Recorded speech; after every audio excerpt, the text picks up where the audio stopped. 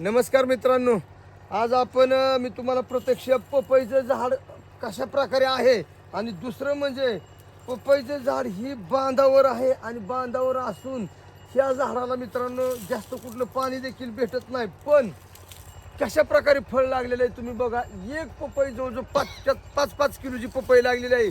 याचं कारण फक्त शेतकरी मित्रांनो, ज्या वेळेस आपण झाड न लावता येत असतं ती झाड निरोगी येतं आणि दुसरं म्हणजे ती मनाने जी झाड उगवलेलं असतं निरोगी ती येतच, पण त्याच्यातली जी पपईची क्वालिटी जी असते ती देखील चांगली असते. आपण जर सहज मुकांड्यावरती आपल्या जर झाड उगवलं तर बघा कसं निरोगी झाड असतं आणि त्याला असे गच्च पपया लागले असतात.